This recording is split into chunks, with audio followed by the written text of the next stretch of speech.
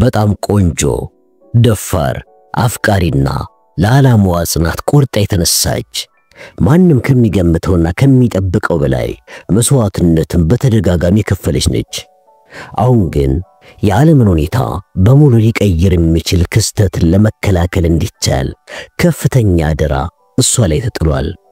ታዲያ ይህንን ከፍተኛ አደራ ትወጣው ይሆን? በሚገርም ሁኔታ ለዚህ ከፍተኛ ተልዕኮ የተመረጡ ጃክ ዳውስ ወይም የሌሊት ወፎች በመባል የሚጠሩት 6 ሴት ሰላዮች ናቸው። ከነሱም ውስጥ መሪዋ ሴቷ አነር የምትባሏ ስትሆን በስራዋ ያሉት እንደሷ ቆንጆ የሆኑና በተለያየ ሙያ ማለትም በኢንጂነርነት፣ በፈንጂ ኤክስፐርትነት፣ በአልሞ ተኳሽነትና በነፍሰ ገዳይነት ከእስር ቤት ለዚህ ሥራ ተብለው የወጡ ይገኙበታል። ታዲያ እነሱ የሚደርስባቸውን እንግልትና መከራ አሸንፈው ዓላማውን ያሳኩ ይሆን? የተከበራችሁ ውድ ቤተሰቦቼ እንደምን ከርማችኋል? እነሆ ዛሬ ይህንን በመሰለ ምርጥ የስለላ መጽሐፍ ተከስቻለሁ።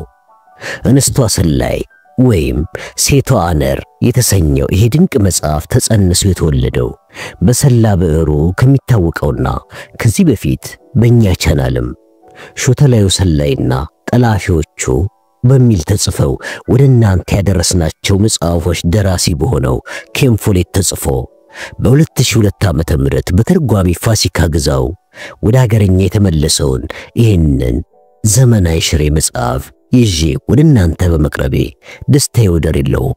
ለሚኖረንም ቆይታ ከወዲሁ እያመሰገንኩ ወደ ዝግጅት ያልፋለሁ።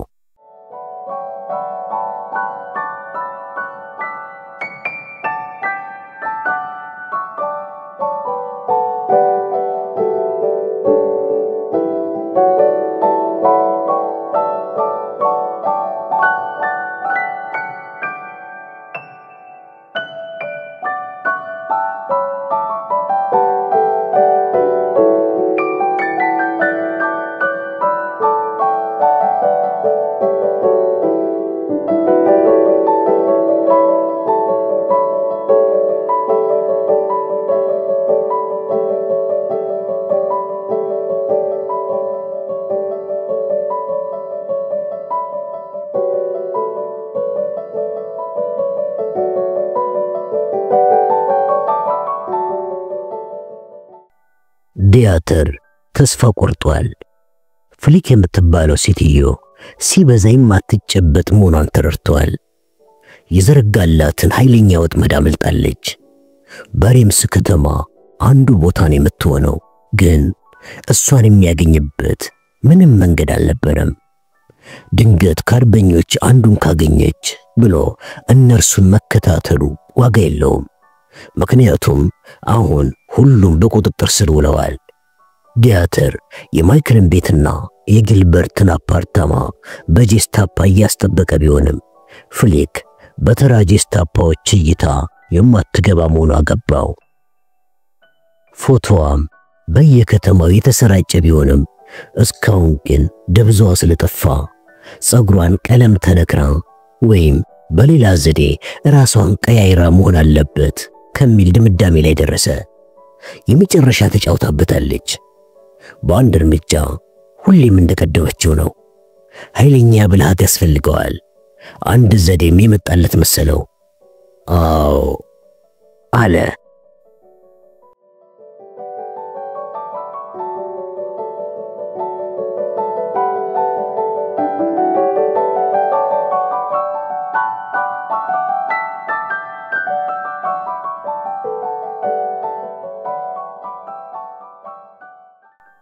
ብስክሌት ላይ ተቀመጠ። ከቲያትር ቤት ውጭ ነበር ያለው። ኮፍያና መነጽር ከጥጥ ሹራብ ጋር ያደረገ ሲሆን ሱሪውም ካልሲ ውስጥ ተጠቅጥቆ ነበር። ማንም ዲያተር መሆኑን አያውቅም። ጄስታፓዎች ደግሞ በፍጹም በብስክሌት አይሄዱም። በመጥለቅ ላይ የነበረችውን ፀሐይ ለማየት በመንገዱ ምዕራባዊ አቅጣጫ ፈጠጠና ሰዓቱን አየ። ካሁን በኋላ በማንኛውም ሰዓት አለ። በመንገዱ ሌላኛው አቅጣጫ ደግሞ ሃንስ አንድ ልትሞት አንድ ሐሙስ የቀራት ኮርኮራ ፔጆ ላይ ተቀምጧል። ሞተሩ አልጠፋም። አጥፍቶት በኋላ ደግሞ አልነሳ ቢል በሚል አላስፈላጊ ችግር ውስጥ መግባትን አልፈለገም። ኮፍያ መነጽርና ያረጀ ሱፍ ያደረገው ሃንስም ፈረንሳዊ ነበር የሚመስለው። ከዚህ በፊት እንደዚህ አይነቱን ነገር አድርጎት ባያውቅም ትዕዛዙን ያለምንም ማመንታት ነበር የተቀበለው። ዲያተርም እንደዚህ አድርጎ አያውቅም። ሊሰራ ይችል እንደሆነ እንኳን በጭራሽ አያውቅም። ሁሉም ነገር ተበላሽቶ ፍጹም ያልታወቀ ነገር ሊከሰት ይችላል። ዲያተር ያቀደው አስቸጋሪ ነው፣ ግን በምን ይጎዳል? ማክሰኞ ሙሉ ጨረቃ የምትንሰራፋበት ምሽት ነው። ህብረ ጦሩ ወራውን ሊያካሄድ እንደተቃረበ እርግጠኛ ሆነ። ፍሊክ አንደኛው አጣነች። የፈለገውን ነገር አድርጎ ፍሊክን ማግኘት አለበት። ካሁን በኋላ ግን ብዙ የሚያስጨንቀው ጦርነቱን የማሸነፉ ጉዳይ አይደለም። አውሮፓን ማን ይገዛታል የሚለው ካሁን በኋላ ያሳስበው። ደጋግሞ የሚያስበው ስለ ፍሊክ ነው። ስቴፋኒን ገድላታለች። ስለዚህ ህይወቱን አበላሽተዋለች። ፍሊክን ማርኮ እዚያው ህንጻው ስር ማውረድ ነው የሚፈልገው። እዚያ የበቀል ስሜቱን ደስ በሚል የእርካታ ስሜት ይወጣባታል። በተደጋጋሚ እንዴት እንደሚያሰቃያት በምናቡ ሳለ ቀጫጭን አጥንቶቿን በሾለ ጠንካራ የብረት ቆመጥ እንዳልነበሩ ማድረግ፣ ኤሌክትሪኩን በርጋር አስሮ ፍጥነቱን እስከ ጣሪያው ደረጃ ድረስ መልቀቅ ሲለውም እዚያ እርቃኗን በቀዝቃዛ ውሃ መከራዋን ማብላትና የጣቶቿን ደም እዚያው ነጥቦ እንዲቀር ማድረግ። የአርበኝነቱን እንቅስቃሴ ማዳከሙና ወረራው መመከት እሷን እንደመበቀል አያረካውም። ግን መጀመሪያ ሊያገኛት ይገባል። በርቀት ጥቁር ሲትሮን አየ። አፈጠጠበት። እቺ ትሆን እንዴ? ባለ ሁለት በር ነበር። ብዙ ጊዜ እስረኛ ለማጓጓዝ የሚጠቀሙበት። ውስጡ ያለውን ለማየት ሞከረ። በአጠቃላይ አራት ሰዎችን ያየ መሰለው። አዎ በቃ እቺ የሚጠብቃት መኪና መሆን አለባት። ቀረብ ስትልም ከኋላ በሁለት ጌስታፓዎች ተይዞ የነበረውን የማይክልን መልከ መልካም ፊት አወቀውና ተነቃቃ። ዲያተር በሌለበት ማይክል እንዳይሰቃይ የሚል ትዕዛዝ ቀደም ሲል ተላልፎ የነበረ በመሆኑ ተደሰተ። ያም ባይል ኖሮ የዛሬው ውጥኑ ባልተሳካለት ነበር። ሲትሮኗ ዲያተር ጋር እንደደረሰች ሃንስ ከፔጆዋ በድንገት ዞር አለ። መኪናዋ ከመንገድ ወጥታ ፊት ለፊት ገሰገሰችና ከሲትሮኗ ጋር ፊት ለፊት ተጋጨች። የተለመደው የግጭትና የመስታወት መሰባበር ድምፅ ተሰማና ሁለቱ ጌስታፓዎች ከሲትሮኑ ፊት ለፊት መቀመጫ ወረዱና ሃንስ ላይ ነውር የሆነ የፈረንሳይኛ ቃላትን አወረዱበት። ታዲያ አንዱ ባልደረባቸው ጭንቅላቱን ተገጭቶ ስላመመው አጠገቡ ያለውን እስረኛ ትቶ ለጊዜው ራሱን በመሳት ባለበት መውደቁን አላስተዋሉም። ይሄ ወሳኙ ሰዓት ነው በማለት ዲያተር ተነቃቃና ማይክል አጋጣሚውን ይጠቀም ይሆን ወይ አለ። ማይክል ወርቃማ ዕድል እንዳገኘ ለማወቅ ጊዜ ፈጅቶበት ነበር። ከዚያም ዕድሉ ታወቀውና ተነስቶ በፊት መቀመጫው ጋር ያለውን በር ትቶ ቶሎ ብሎ ዳብሶ በዚያ በታሰረ እጁ ከፈተውና ተፈትልኮ ወጣ። አሁንም ከሃንስ ጋር የሚነታረኩትን ጌስታፓዎች አየ። ጀርባቸውን እንደሰጡት ነው። ዞር አለና በፍጥነት ጥሏቸው ሄደ። ፊቱ ላይ ያጋጠመውን ድንገተኛ ዕድል ለማመን አለመቻሉ ይነበባል። የዲያተር ልብ የድል አድራጊነት ታምቡር ደለቀ። እቅዱ እየሰራ ነው። ማይክልን ተከተለው። ዲያተር በድንገት ማይክል ላይ መድረሱን አወቀና ከብስክሌቱ ወርዶ ብስክሌቱን እየገፋ በእግረኞቹ መንገድ ላይ ተከተለው። ማይክል የቆሰለው እግሩን እያነከሰ ታጠፈ። ዲያተርም አንዳንዴ እየተራመደ አንዳንዴ ደግሞ በብስክሌቱ እየሄደ በተቻለው መጠን ከማይክል እይታ እየወጣ እድሉ ካጋጠመው ጎናቸው ረጃጅም በሆኑ ተሽከርካሪዎችም እየተከለለ ተከተለው። ማይክል አንዳንዴ ዞር ብሎ ቢያይም የተከታዩን ዱካ ለመለየትም ሆነ ለማወቅ ዘዴ አልተጠቀመም። ሰው እየተከተለው መሆኑንም አልተረዳም። ዲያተርና ሃንስ መሪነቱን እየተቀያየሩ ነበር የሚከተሉት። ማይክል ግን የት ይሄዳል? ለዲያተር ማይክል አርበኞቹ ጋር ቢሄድ በእነርሱ ተጠቅሞ በድጋሚ የፍሊክን ዱካ ለመያዝ ይረዳዋል። ዲያተር እስከሚገርመው ማይክል በቀጥታ ካቴድራሉ አጠገብ ወዳለው ቤቱ አመራ። እየተጠበቀ መሆኑን ሳያውቅ ይቀራል እንዴ? ቢሆንም ግን ወደ መንገዱ ተመለሰ። ግን ቤቱ ሳይሆን ቼዝሬጊስ ቡና ቤት ገባ። ዲያተር ብስክሌቱን ባዶ መጋዘን ግንብ ጋር አስደግፎ አቆማት። ማይክል ድንገት ወዲያውኑ ከወጣ ብሎ ትንሽ ጠበቀ። ማይክል መቆየቱ እንደሆነ ሲረዳ ግን ገባ። መነጽሬና ኮፍያዬ ማንነቴ ይደብቆታል ብሎ በመተማመን ነበር የገባው። አሁን የገባው ማይክል እዚያው መሆኑን ለማረጋገጥ ነው። በቃ ሲጃራ ለነገሩ አንድ ባኮ ይገዛና ከዛ ይወጣል። ግን ማይክልን ሊያገኘው አልቻለም። ግራ ገባውና መነታ። አስተናጋጁም አቤት ጌታዬ አለው። ቢራ አለ ዲያተር።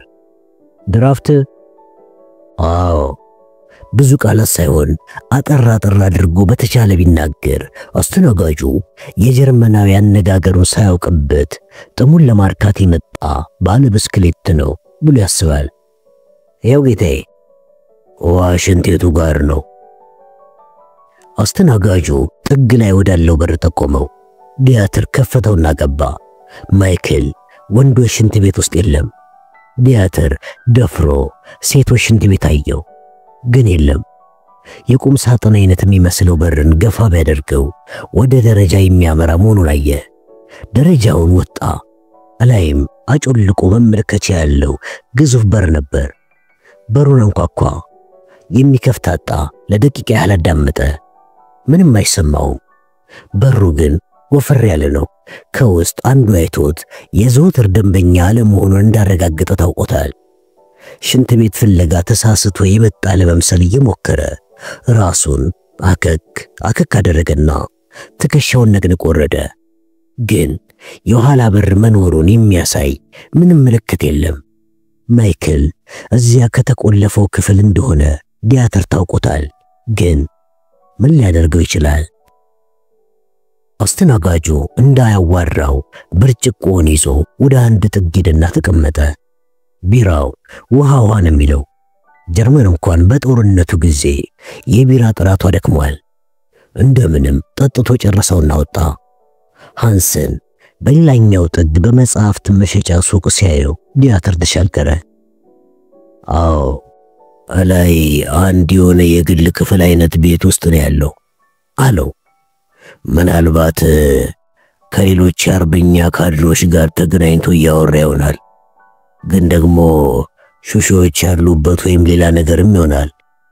ብቻ ለማንኛውም ወደ አንድ ጠጋሚ ነገር እስከሚያምራን ድረስ ስለሚያስፈልገን በርግጄ ልገባበት አልፈለኩም። ሃንስ አጣብቂኙ ገባውና ራሱን ነቀነቀ።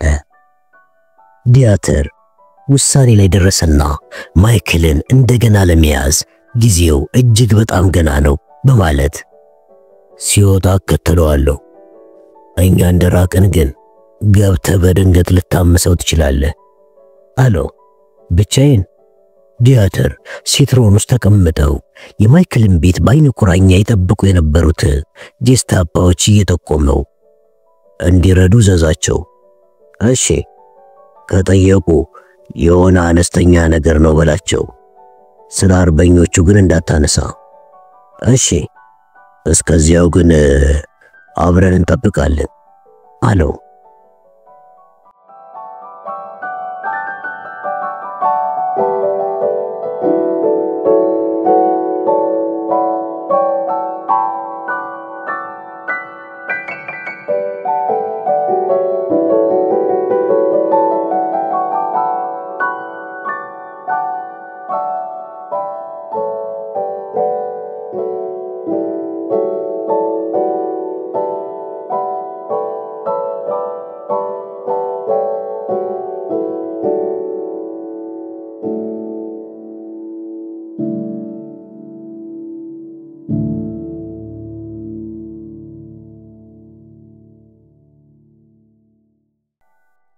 ማይክል እስከመጣበት ሰዓት ድረስ ፍሊክ ተስፋ በመቁረጥ ስሜት ተውጣ ነበር።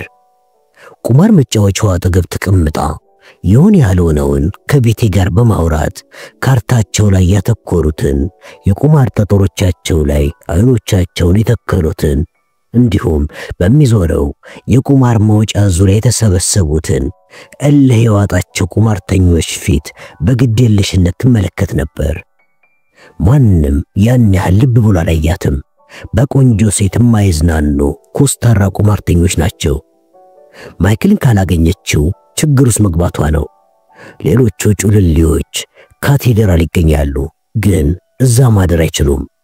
እርግጥ ውጭም ቢያድሩ አየሩን ቢቋቋሙትም ሰኔ ስለሆነ ሊያዙ ይችላሉ።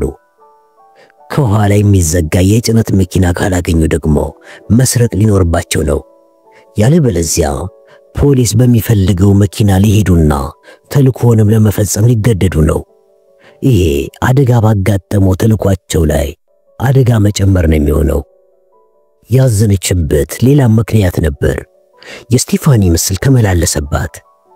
ፍሊክ የታሰረ ራሱን መከላከል የማይችል ሰው፣ ለዚያውም ሴት ስትገድል የመጀመሪያዋ ነው። ምንም አይነት ግድያ በጣም ነው ውስጧን የሚረብሻት። ስቲፋኒ ጋር ቆሞ የነበረውና ተኩሳ የገደለቻቸው ጌስታፓዎች ታጣቂ ነበሩ። ግን ቢሆንም ዞሮ ዞሮ ነፍሳቸውን ማጥፋቱ አሳዝኗታል። ሌሎቹንም የገደለቻቸውን ስታስታውስ ሁለት ፖሊሶችን ፓሪስ ላይ፣ ሊሊ ላይ አንድ ጌስታፓ ኮሎኔል እንዲሁም ሮል ላይ የፈረንሳይ ከዳተኛ ናቸው። የስቲፋኒ ግን የባሰ ነበር። ፍሊክ ከበስተኋላዋ ደግናን የተኮሰችባት። ስልጠና ላይ የኤስኦኤ ኮርስን ሲከታተሉ ያንን እንዲያደርጉ ነበር የነገረቻቸው። ስቲፋኒ ይገባታል፣ አያጠራጥርም። ሆኖም ምን አይነቱ ሰው ነው እንደዚህ አይነቱን የጭካኔ ግድያ መፈጸም የሚችለው? አረመኔ ተኳሽ ሆናለች እንዴ? ውስኪዋን ጨለጠችው።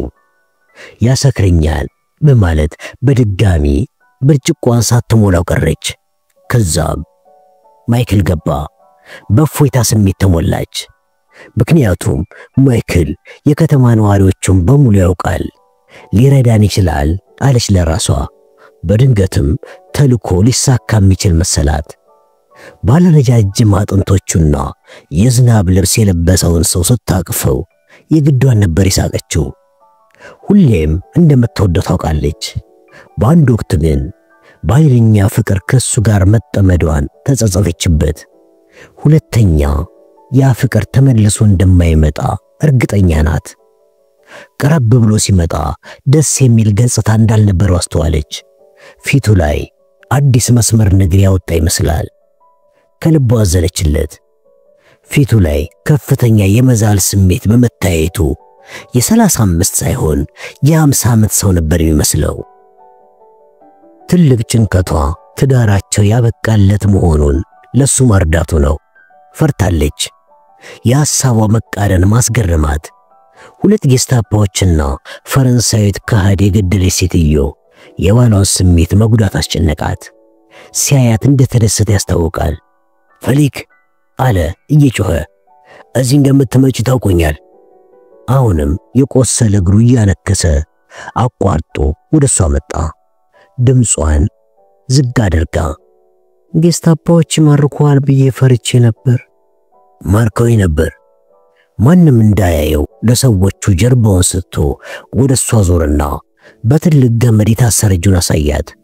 ቢላዋ ወጣችና ቀስ ብላ ገመዱን ቆረጠችው። ቁማርተኞቹ ምንም አላዩም። ማይክል ገመዱን ኪሱ ሲከት ነበር ሜሜጌሬስ ያየችው። አቀፈችውና ሁለቱንም ጉንጩ ሳመችው። ፍሊክ ያቺን ጣና ያለች ሴት ለወሲብ የሚጋብዝ ፈገግታ አሳይቶ ሲያዋራት አየችው። ከዚያም ሜሜ ተመልሳ መጠጥ ማቀራረቧ ስትቀጥልና ቁማርተኞቹም ሲስተናገዱ ማይክል እንዴት እንዳመለጠ ነገራት። በስሜት ቢስመኝ ምን አደርግ ይሆን ብላ ብትጨነቅም እሱ ግን የገጠመውን ፈተና በማውራት ስለተወጠረ መሳሙ ትዝ አላለውም ነበር።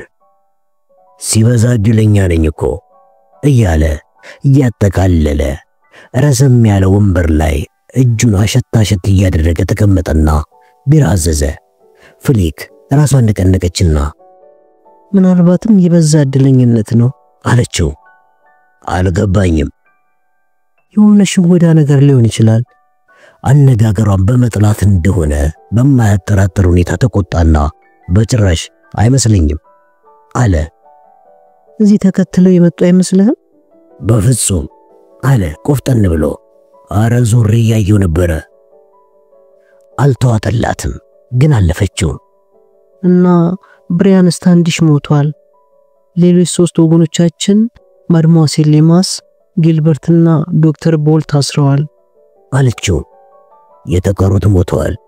ጀርመኖቹ በጦርነት የሞቱትን ሬሳዎች ለቅመዋል።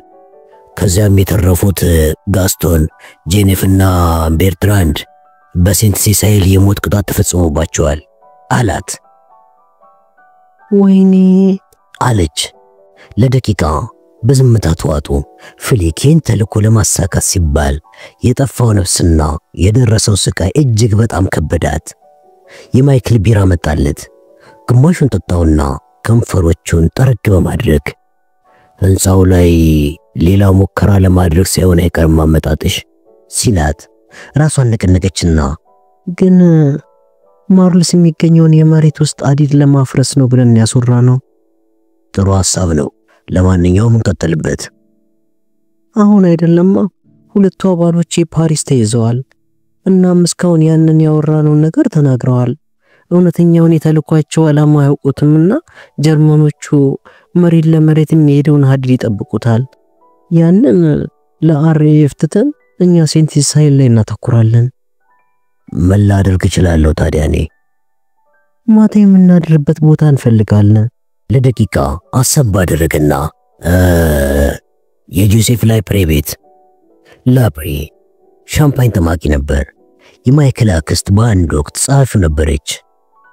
የኛው ግን ነው አዎ እንዴ ደጋፊ ነው። መረር ያለ ፈገግታ ሳያት አሁን እኮ ሁሉም ደጋፊ ሆኗል። ሁሉም ወረራው በፍጥነት ይመጣል ባዮች ናቸው። በጥያቄው አስተያየት አያትና ልክ ይመስልኛል አዎ አለችና ቤቱ ምን ያክላል? እኛ 5 ነን። አረ ትልቅ ነው።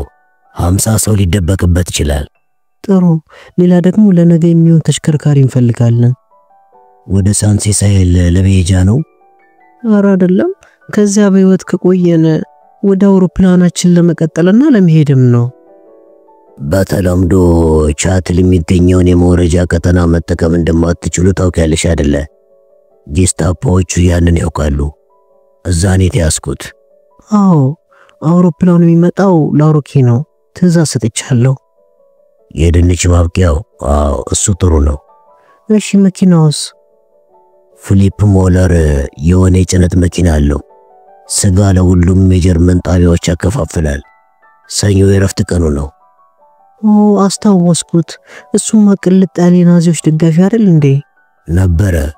ግን ወረራው አይቀሬ ነው ብሎ ስለሰጋ ጀርመኖቹ ሲሸነፉ ባንዳ ተብዬ ሰቀላለሁ የሚል ፍርሃት አስጨንቆት አሁን ታዲያ ከሃዲ እንዳልሆነ ለማሳየት የማያደርገው ነገር የለም። መኪናውን ያወሰናል። እሺ ነገ ጧት 4 ሰዓት ላይ የምናድርበት ቤት ይዛውና ጉንጮ ራሽውና ታዲያ አብረን ልናድር አንችልም እንዴ? ያንን የድሮውን ፈገግታውን ሲያሳያት ከመቼውም የበለጠ ፊቱ በተንኮል ያማረ መሰላት። እሷም ውስጧ የሆነ ፍላጎት የተጫረባት ቢሆንም የድሮውን ያህል ግን ጠንካራ አልነበረም።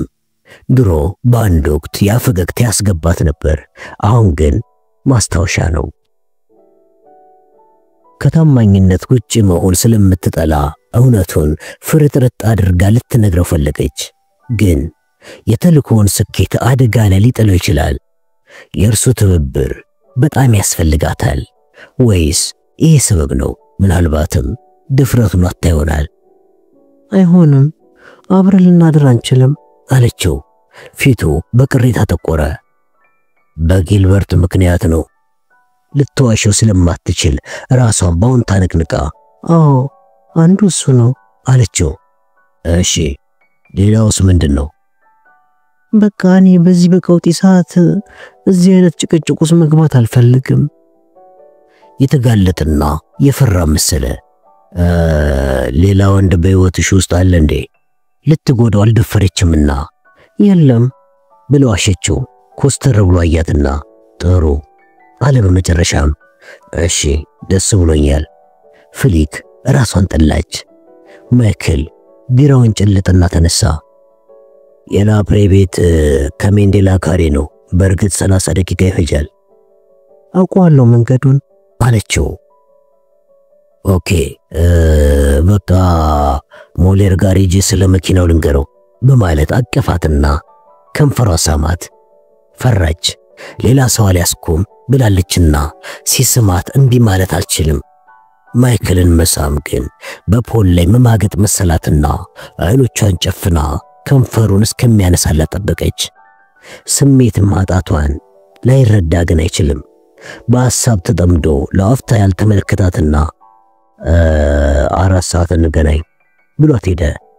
እስከምትወጣ ግን 5 ደቂቃ ጠበቀች። ቤቴ ሌላ ስኮች እንድታመጣላት ጠየቀቻት።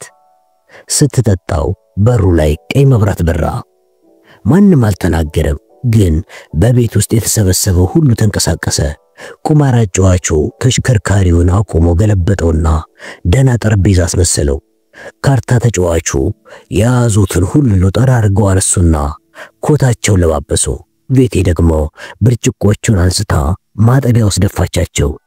ሚሚጌሬስ ደግሞ መብራቱን ስታጠፋው ያ ከውጭ የሚያብለጨልጨው ቀዩ መብራት ብቻ ቀረ። ፍሊክ ቦርሳዋን ከወለሉ ላይ ያነሳችና እጇን ሽጉጧ ላይ ያደረገች። ምንድነው እሱ ስትልም ቤቴን ጠየቀቻት። የፖሊስ አሰሳ ነው። ፍሊክ ተናደደች። በሕገ ወጥ ቁማር ብትያዝ ምን ይባላል? ምንስ አይነት ጠማማ ድል ነው? አሌክሳንደር ታች ያለው አስጠንቅቆኛል ስትል ቤት ያስረዳቻት። ፍጠኝ ስትል ጠቆመቻትና ጥጉን አሳየቻት።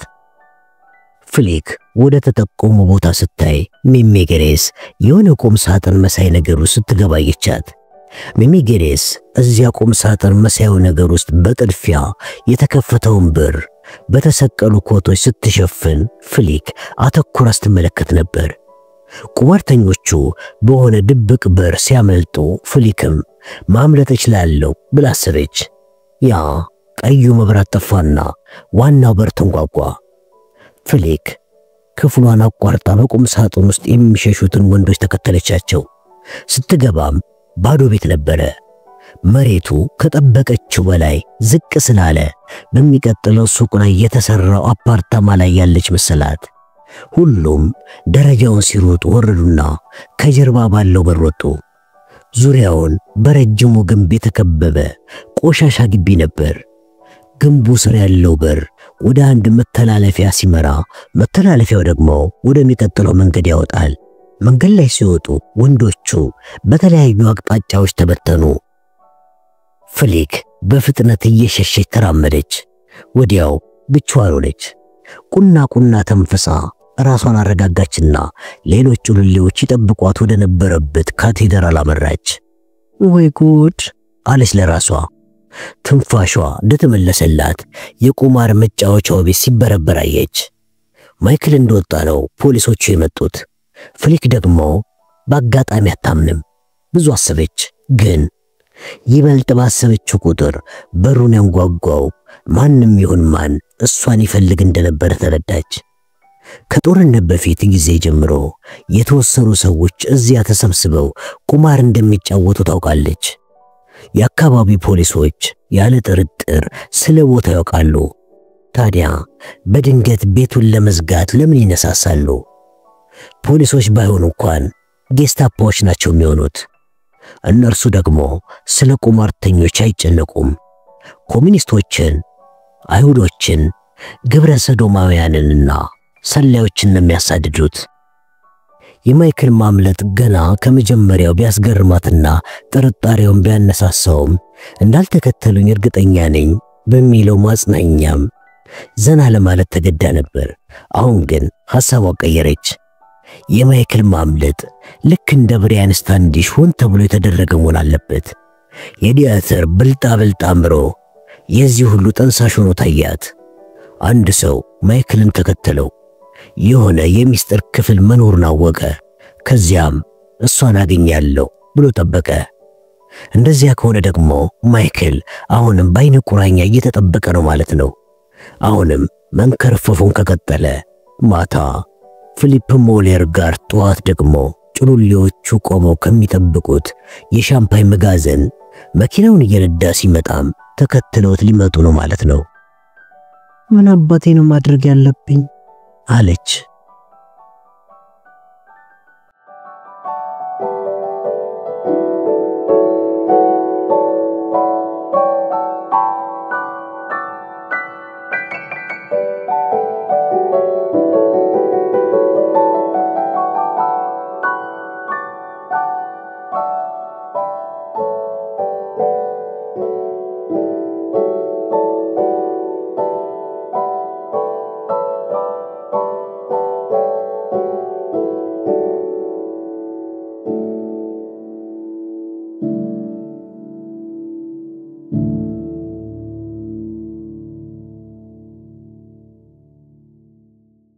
ዘጠነኛው ቀን ሰኞ ሰኔ 6 1944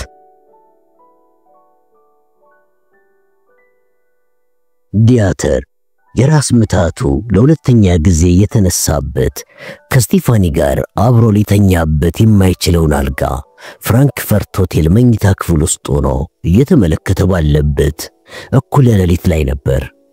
አልቅሶ ቢወጣለት የራስ ምታቱ የሚለቀው ቢመስለውም ምንም እንባ ሊወጣው ባለመቻሉ የራስ ምታት መድኃኒቱን በመርፌ ራሱን ወጋና ሰፊው አልጋ ላይ ተኛ። ስልኩ ጎ ከመቅደዱ በፊት አንቃጨለ። የደወለው የሮሜል ረዳት የሆነው ዋልተር ጎዴል ነበር። ዲያተር በተረበሸ ስሜት ማጥቃት ተጀምሯል እንዴ ሲል ጠየቀው። ዛሬ አይጀመርም። በእንግሊዝ ባህር ወሽመጥ ላይ ያለው የአየር ጸባይ ጥሩ አይደለም በማለት መለሰ ጎዴል።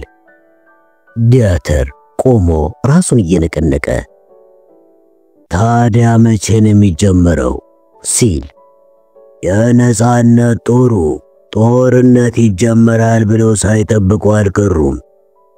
በሰሜን ፈረንሳይ የአሻጥር ተግባራት በአዲስ መልክ ሌሊቱን ሲከናወኑ አድረዋል። ይሄ መከላከል ደግሞ ያንተ ተግባር ነበር። ተኝተህ ምን እያደረክ ነው?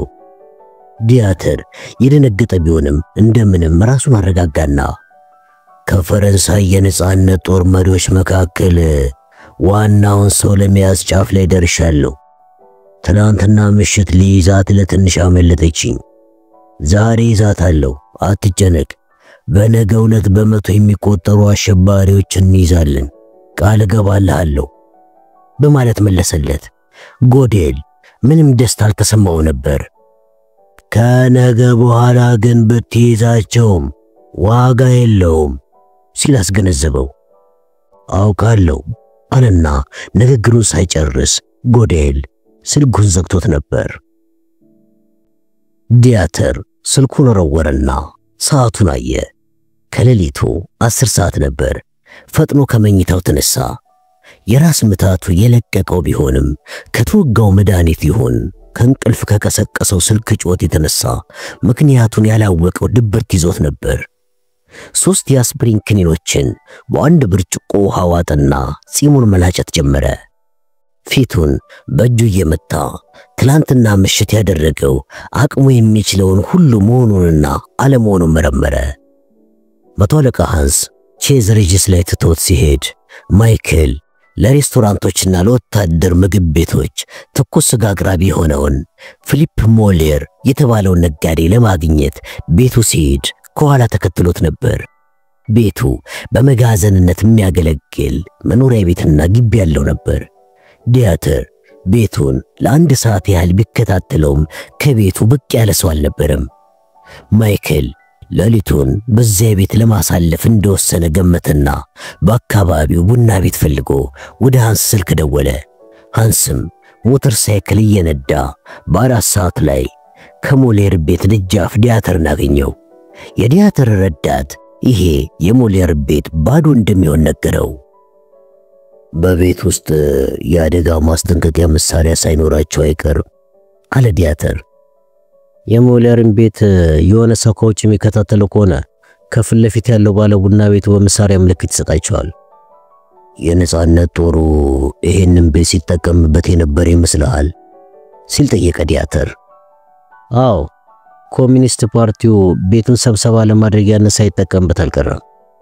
ከኮሚኒስት ፓርቲው በኋላ ደግሞ የነጻነት ጦሩ ሳይጠቀምበት አልቀረም። ትናንትና ማታ ግን እንዴት ሊያመልጡ ቻሉ? ሲል ጠየቀው። ከቤቱ ምንጣፍ ስር ኮሚኒስቶች አዘጋጅተውት የነበረ ማምለጫ በር ሳይኖር አይቀርም።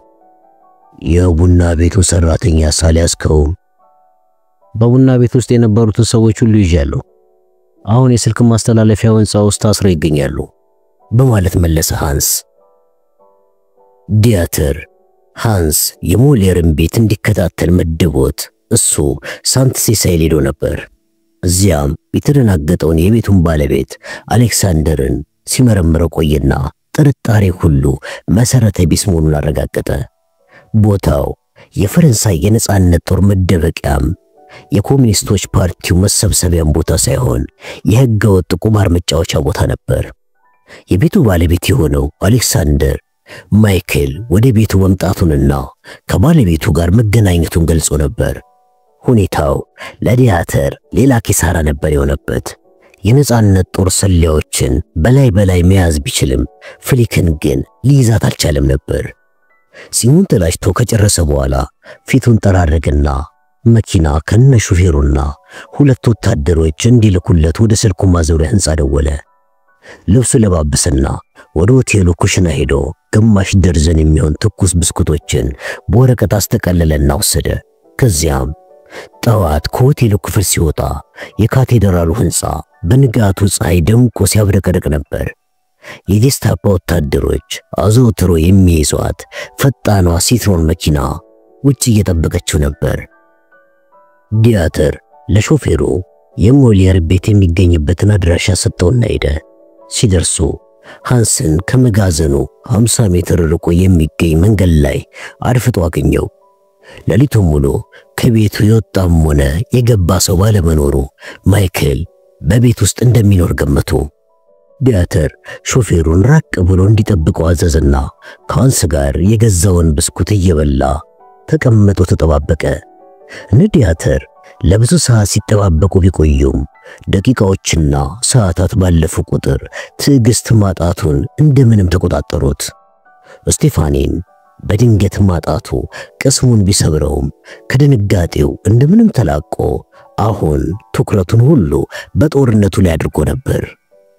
የተባበሩት ኃይሎች ሰራዊት በእንግላንድ ደቡብ ወይም ደግሞ ምስራቅ ሆነው እየተሰባሰቡ እንዲሁም የጦር መርከቦቻቸውንና ታንኮቻቸውን ለውጊያ እያዘጋጁ ሰላማዊዎቹን የሰሜን ፈረንሳይ ከተሞች ወደ ጦር አውድማነት ለመለወጥ እየተዘጋጁ እንደሚሆን አሰበ። ከተባበሩት ኃይሎች በአየር በሚጣልላቸው መሳሪያና ፈንጂ በመታገዝ የጀርመንን ጦር ከጀርባ በመውጋት የሮሜልን ጦር እንቅስቃሴ ለመክታት የሚጥሩትን የፈረንሳይ የአሻጥር ፈጻሚዎችን አስታወሳቸው። ራይምስ በሚገኘው በዚህ ቦታ ላይ ቆሞ ቁርሱን እየበላ አንድ ያልሰለጠነ ሰላይ እየተከታተለ መሆኑ ሲታወቀው ሞኝ የሆነ መሰለው። ምናልባት ግን ዛሬ የፈረንሳይ የነጻነት ጦር አከርካሪ ለመያዝ እንደሚችል ተስፋ አድርጓል። ልክ 3 ሰዓት እንዳለፈ የቤቱ የፊት በር ተከፈተ። ዛሬ ይለያታል፣ አዎ ይለያታል ሲል በረጅሙ ተነፈሰ። ሃንስ ሲጋራውን ሲያጠፋ ዲያተር ራሱን ከእይታ ለመከለል ወደ ኋላ ፈገፈገ። ማይክል አንድ ዕድሜው 17 ዓመት በሚሆን ልጅ ታጅቦ ከህንጻው ሲወጣ ዲያተር ልጁ የቤቱ ባለቤት የሞለር ልጅ እንደሆነ ገመተ። ልጁ የአጥሩን በር ከፈተው። ከግቢው ውስጥ ሞለርና ፊልስ ቪያዴስ የሚል ጽሑፍ የተጻፈበት ንጹህ ጥቁር መኪና ቆሞ ነበር። ማይክል ወደ መኪናው ገባ። ዲያተር ተገረመ። ማይክል የስጋ ማመላለሻ መኪናውን ለማጓጓዣነት እየተጠቀመ ሲሆን ወደ ጃክ ዳውስ ሊሄድ እንደሆነም ዲያተር አሰበ። እንሂድ አለ ዲያተር ፈጠን ብሎ።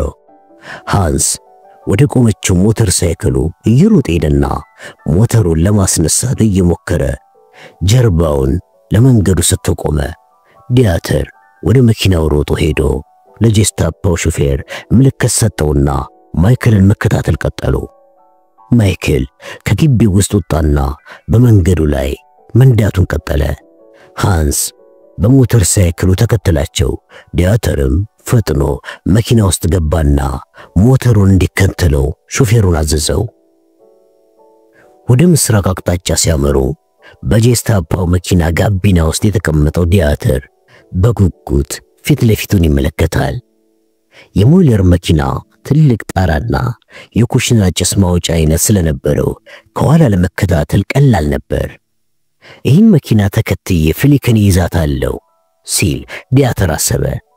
የሞለር መኪና ዲላከሪ አጠገብ ሲደርስ ፍጥነቱን ቀነሰና ላፓሪ በተባለ የሻምፓኝ መስሪያ ግቢ ውስጥ ገባ።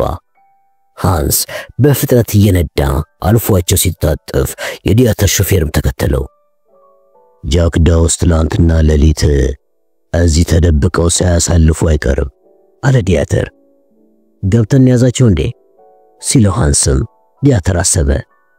ትላንትና ከካፌው ውጪ ገጥሞት የነበረው አስቸጋሪ ውሳኔ ይሄ ነበር። ፍሊክም ውስጥ ልትሆን እንደምትችል ገመተ። ቸኩሎ ግን ወደዚህ ቤት ቢገባ ማይክል ሌሎቹን እንዳይጠቁም ሊያደርገው እንደሚችል አመነ። ቆይ አሁን አይደለም የምንገባው ታገስ ሲል እነ ፍሊክን ለመያዝ ዲያተር የቀረው ብቸኛ ተስፋ ማይክል እንደሆነ በማመን ይህን ጠቋሚ መሳሪያውን ላለማጣት መጠንቀቁን መርጧል። ትንሽን ጠብቅ ሲል ማከለ። ዲያተርና ሃንስ የመንገዱ ጠርዝ ላይ ሆኖና የላፓሪ የወይን ቤትን መከታተል ጀመሩ።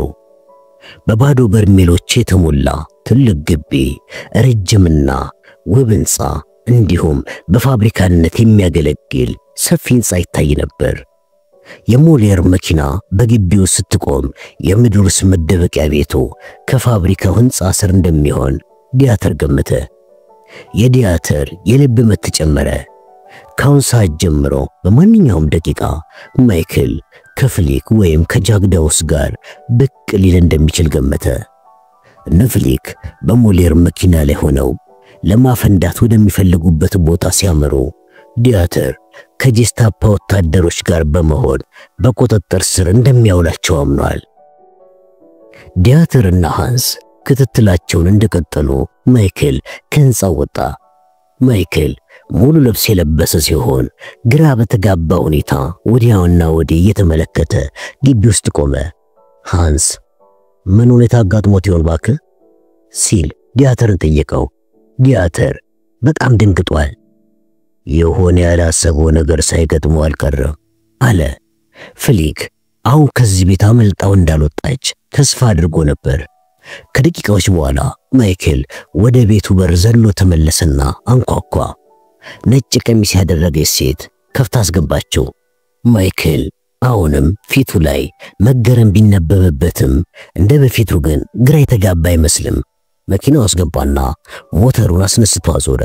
ዲያተርም በንዴት ተወራጨ። ጃክ ዳውሶች እዚህ የሉም ማለት ነው ሲል አሰበ። ማይክል የዲያተርን ያህል ገጽታው ላይ መገረም ይነበብበት ነበር። ዲያተር በዚህ ሕንፃ ውስጥ ምን እንደተፈጠረ ለማወቅ ፈለገና ወደ ሃንስ ዞሮ እዚህ ቤትም ልክ እንደ ትላንትናው እናደርጋለን። የሚለየው ነገር ቢኖር እኔ ገብቼ ቤቱን ስፈትሽ አንተ ማይክልን ትከታተላለህ አለው። ሃንስ ሞተር ሳይክሉን አስነሳ። ማይክል የጭነት መኪናውን ሲነዳ ሃንስ ደግሞ በርቀት እየተከታተለው መሆኑን ዲያተር ተመለከተ። መኪናውና ሞተር ሳይክሉ ከዓይኑ ርቀው ከሄዱ በኋላ ዲያተር ለሶስቱ የጀስታፓ ወታደሮች ምልክት ሰጠና በፍጥነት ወደ ላፕሪን ሕንፃ ሄዱ። ወደ ሁለት ወታደሮች እያመለከተ ቤቱን ፈትሹ፣ ከቤት ውስጥ ማንም እንዳይወጣ ጥንቃቄ ያድርጉ ሲል አዘዛቸው። ወደ ሶስተኛው ሰው እያመለከተ እኔና አንተ ደግሞ ወይን ቤቱን እንፈትሻለን አለውና ወደ ወይን ፋብሪካው ሕንፃ አመሩ።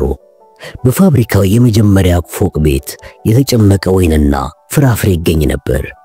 የወይኑ ፍሬ 3 ወይም 4 ወር የሆነው ነበር። ወለሉን ከሚጠርግ አንድ ሽማግሌ ውጪ ሌላ ሰው አልነበረም። ዲያተር ደረጃውን ተከትሎ ወደ ታች ወረደ። በቀዝቃዛው የምድር ቤቱ ሰማያዊ ቱታ የለበሱ ሰራተኞችንና የወይን ጠርሙስ ተደርድሮ ነበር። ሰራተኞቹ ስራቸውን አቁመው እነ ዲያተርን አፍጥጠው ተመለከቷቸው።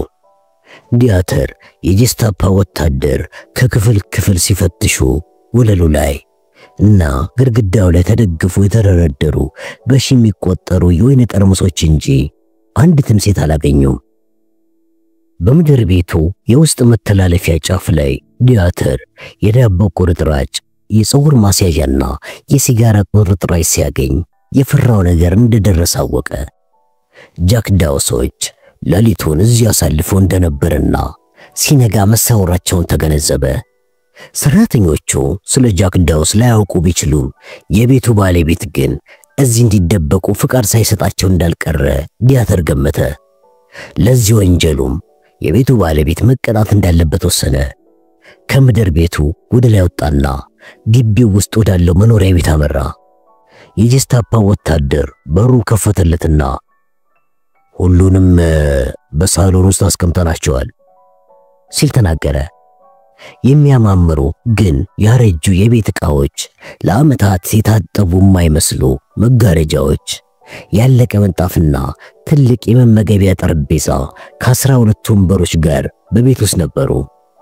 የተደናገጡት የቤቱ ሰራተኞች የሆኑት አንድ የቤት ሰራተኛ፣ አንድ ጥቁር ልብስ የለበሰ ሽማግሌ ሰራተኛና አንድ ሽርጥ የለበሰች የወጥ ቤት ሰራተኛ የቤቱ ጥግ ላይ በፍርሃት ተውጠው ቆመው ነበር። የጀስታፓ ወታደር ሽጉጥ ደግኖባቸው ቆሟል። በጠረጴዛው ጫፍ ጥግ ላይ እድሜዋ 50 ዓመት የሚሆናት የበጋ ልብስ የለበሰች ቀይ ፀጉር ያላት ሴት ተቀምጣ ነበር። ዲያተር ወደ ጀስታፓ ወታደር ዞረና በዝቅተኛ ድምፅ ባሏ የት አለ ሲል ጠየቀው። ባሏ ከቤት የወጣው በ2 ሰዓት ነው። ወዴት እንደሄደ እነሱ አያውቁም። ለምሳ እንደሚመጣ ነግረውኛል በማለት መለሰለት። ዲያተር ሴትየዋን በቁጣ ተመለከታትና ማዳም ለፕሬር ሲል ጠየቃት። በእውነታ ራሷን ብትነቀንቅም ለመናገር ግን የፈለገች አትመስልም። ዲያተር ለራሷ ያላትን ግምት ዝቅ ሊያደርግባት ፈለገና ወደ እሷ ሄዶ ሊያናግራት ፍቃደኛ ስላልነበረ ወደኔ አምጣት ሲል አዘዘ። አንድ ወታደር ሄዶ ሲያናግራት ከመቀመጫዋ ተነሳችና ወደ ዲያተር መምጣት ጀመረች። ምን ትፈልጋለህ ስትል ጠየቀችው። ከእንግላንድ የመጡ አሸባሪዎች ትላንትና 2 የጀርመን የጦር መኮንኖችንና አንዲት ሴት ፈረንሳዊትን ከገደሉ በኋላ መለጡኝ አላት። ይህ በመፈጸሙ በጣም ማዘኗን ነገረችው። ከዛም አሸባሪዎቹ ሴቷን ፈረንሳዊት ካሰሯት በኋላ ጭንቅላቷን ከኋላዋ በኩል በጥይት መተው ገደሏት። አንጎላ የለበሰችው ልብስ ላይ ፈሰሰ ሲል ገለጸላት። አይኗን ከደነችና ጭንቅላቷን አዞረች። ዲያተር ቀጥል አድርጎም ትላንትና ምሽት ያንቺ ባል አሸባሪዎቹን ምድር ቤት ደበቃቸው። ታዲያ የባልሽ መሰቀል የለበትም ትያለሽ ሲል ጠየቃት።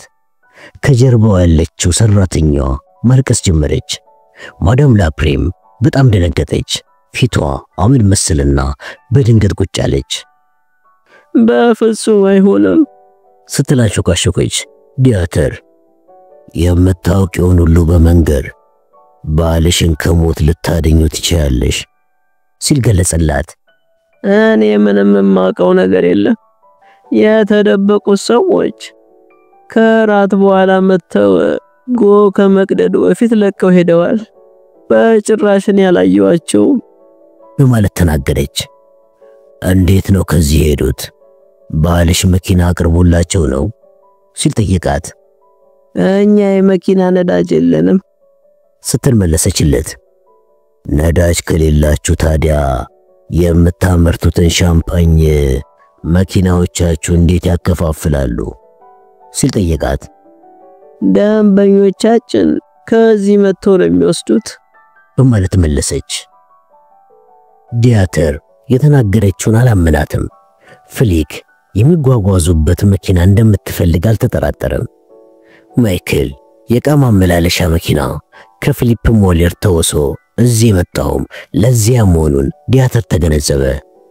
መኪናውን ተወሶ ቢያመጣውም እዚህ ከመድረሱ በፊት ፍሊክና ጃክ ዳውስ ከቤቱ ለቀዋል። ለቀው የወጡትም ሌላ አማራጭ መኪና ስላገኙ ተግባራቸውን በግላቸው ለማወጣት በማሰብ መሆኑን ዲያተር አምኗል። ፍሊክ ስትሄድ ግን ስለ ሁኔታው ለማይክል ወረቀት ጽፋ ማስታወሻ መተዋን ዲያተር አልተጠራጠረም። ዲያተር ቀጠለና አሁን ከዚህ በእግራቸው ሄዱ ነው የምትይኝ ሲል ጠየቃት።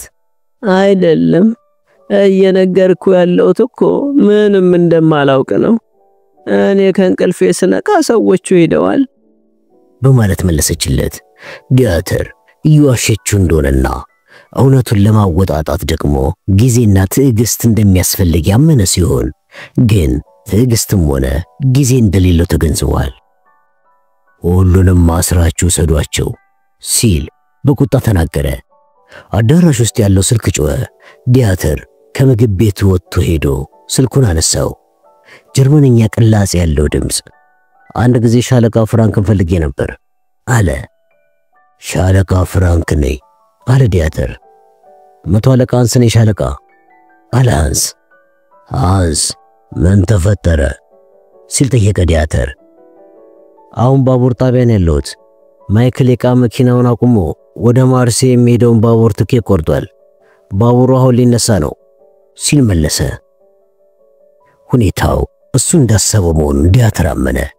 ጃክ ዳውስ ወደ ተልኳቸው ሲያመሩ ማይክል እንዲከተላቸው ማስታወሻ እንደተውለት አልተጠራጠረም።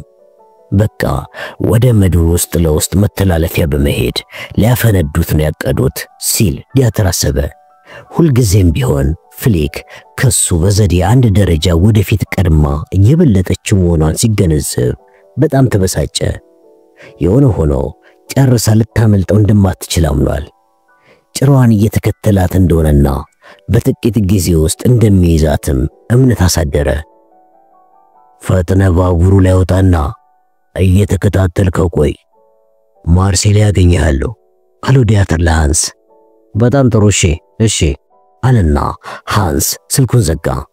ዲያተር ወደ መመገቢያ ክፍሉ ተመለሰና ለጀስታፖ ወታደሮች ወደ ስልክ ማዞሪያው ደውሉና መኪና እንዲልኩ ንገራቸው። አዎ እነዚህ የእስረኞች ሁሉ 50 አለቃ ቢከር እንዲመረምራቸው ይደረግ፣ ምርመራውንም ከማዳሟ እንዲጀምር ሲል አዘዘና ወደ ሾፌሩ ዞሮ ወደ ማርሴ ይዘኸኝ ሂድ አለው።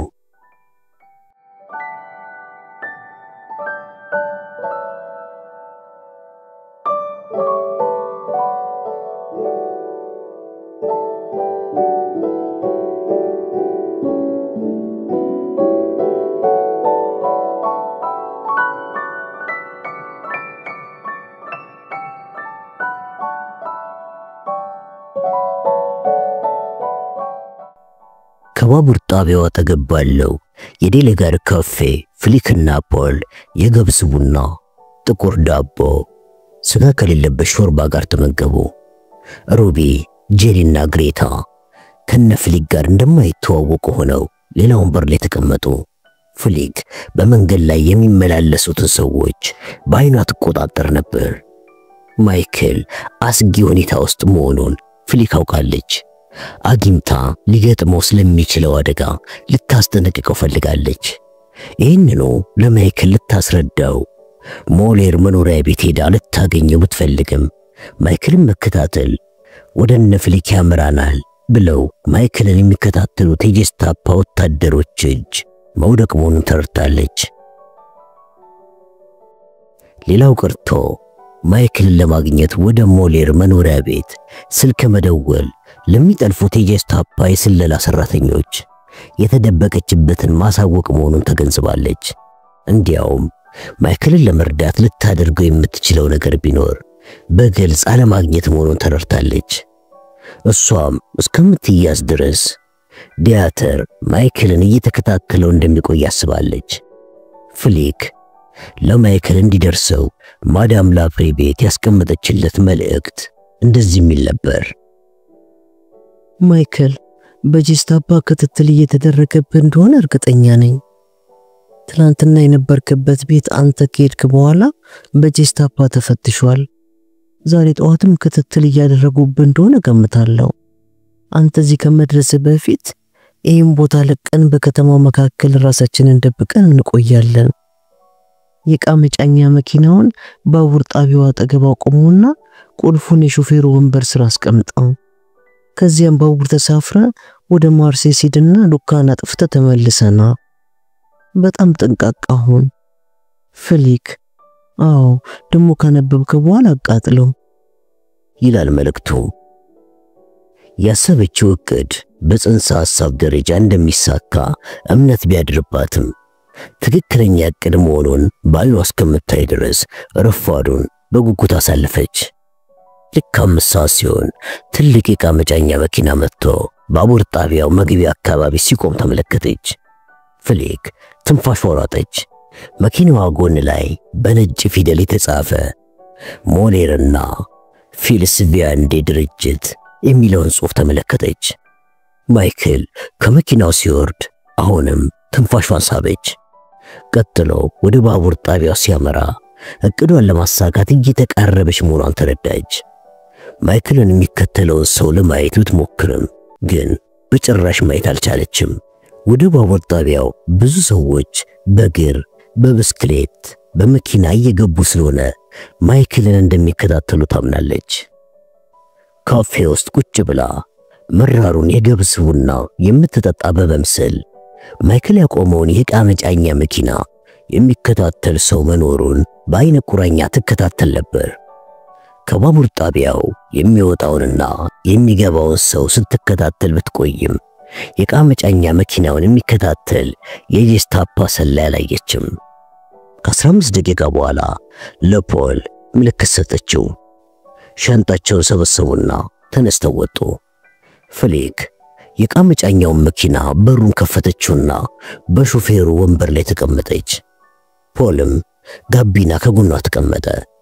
ፍሊክ ልቧ ባፏ ልትወጣ ምንም አልቀራትም ነበር። የዕቃ መጫኛ መኪናው በዚህ ቦታ እንዲቆም ያደረጉት ጂስታፓዎች ለማይክል የጻፈችውን ማስታወሻ የተወት ከሆነ የምትያዝበት ቀን ዛሬ መሆኑን አምናለች። ከመቀመጫዋ ስር የመኪናውን ቁልፍ አወጣችና የመኪናውን ሞተር አስነሳች። ዞር ዞር ብላ ስታይ ማንም የተመለከታት እንደሌለ አረጋገጠች። ሩቢ፣ ጄሪና ግሬታ ከካፌው ወጡ። ፍሊክ ከመኪናው ዕቃ መጫኛ ላይ እንዲገቡ በጭንቅላቷ ምልክት ሰጠቻቸው።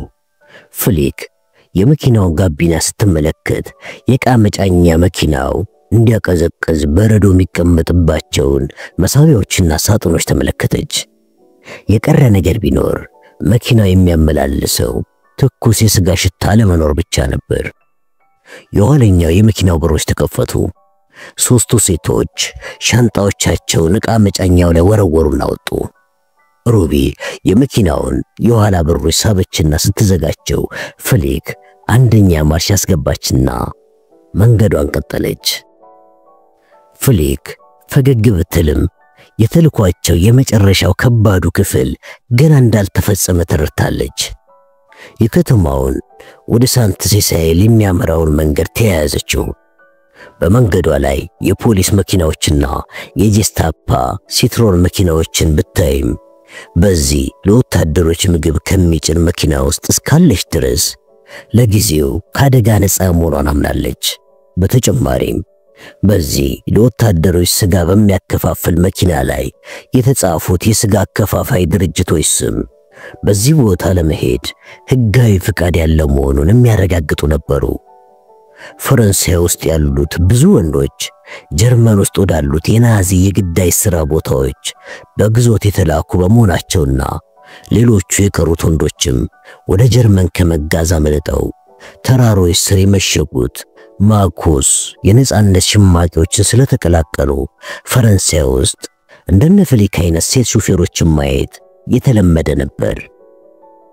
ከኩለ ቀን በኋላ ፍሊክ ሳንት ሴሳይል ደረሱ።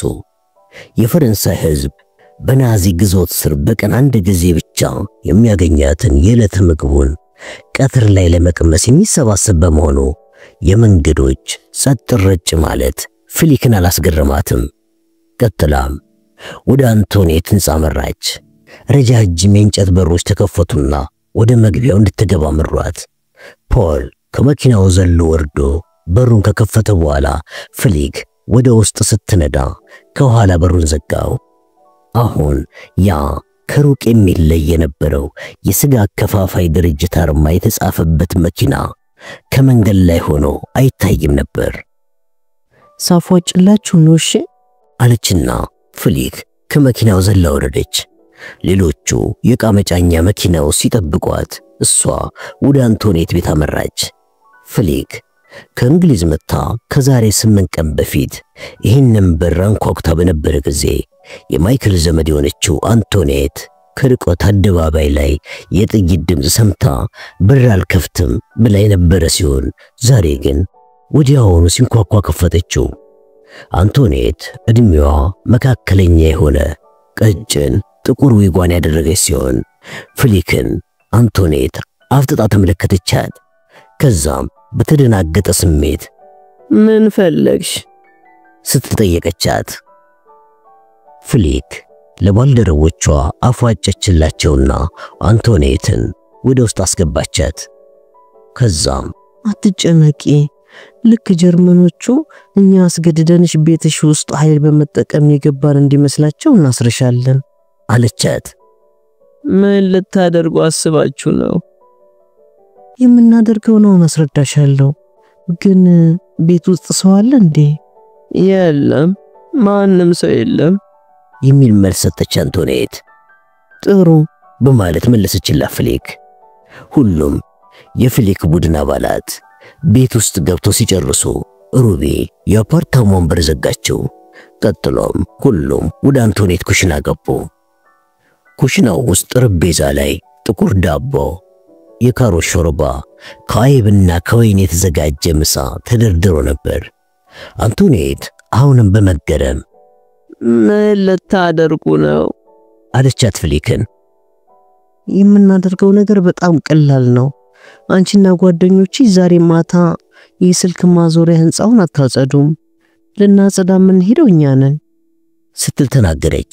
አንቶኔት ተገረመችና ያ እንዴት ይቻላል? ዛሬ ማታ ህንጻውን ካንቺ ጋር የሚያጸዱትን ተረኛ ጽዳት ሰራተኛ ሴቶች ወደ ስራ ከመሄዳቸው በፊት መጥተው አንቺን እንዲጠይቁሽ ማስታወሻ እንልክላቸዋለን። እዚህ እንደመጡ ሁሉንም በገመድ እናስራቸዋለን። ከዚያም በእነሱ ፋንታ እኛ ለጽዳት ስራ ወደ ህንጻው እንሄዳለን ስትል አብራራችላት። እናንተ ወደ ህንጻው የመግቢያ የይለፍ ወረቀት ስለሌላችሁ ወደ ጽዳቱ ልትሄዱ አትችሉም። የይለፍ ወረቀት አለን ስትል መለሰችላት ፍሊክ። እንዴት ስትል አንቶኔት በረጅሙ ተነፈሰች። ከዛም የኔን የይለፍ ወረቀት ባለፈው እሁድ ሰርቃችሁኛል ማለት ነው? እኔ ጣልኩት መስሎኝ ነበር።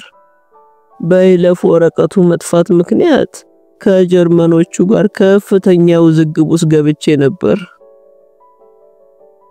የይለፍ ወረቀቱን ወስደን ችግሩ ስለከተትንሽ አዝናለሁ አለች ፍሊክ።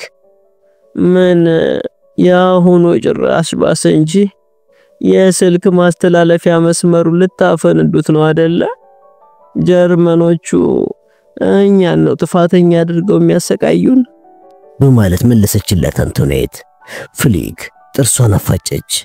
አንቶኔት ጀርመኖቹ እኛን ያሰቃዩናል ያለችው እውነት መሆኑን ፍሊክ ተረድታለች።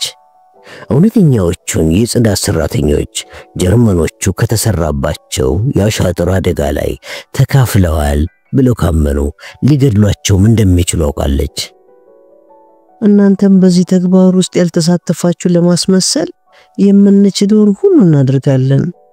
በእኛ ተግባር ጀርመኖቹ እንደሚጎዱ ሁሉ እናንተም ልትጎዱ እንደምትችሉ እናውቃለን አለች ፍሊክ። ጀርመኖቹ እኛ በፍንዳታ ውስጥ አልተሳተፍንም ብንላቸው ማያምኑንም። ሊገድሉንም ይችላሉ ስትል አንቶኔት አዎ መሞት ስላለ እኮ ነው ጦርነት እያካሄድን ነው የምንለው በማለት መለሰችላት ፍሌክ።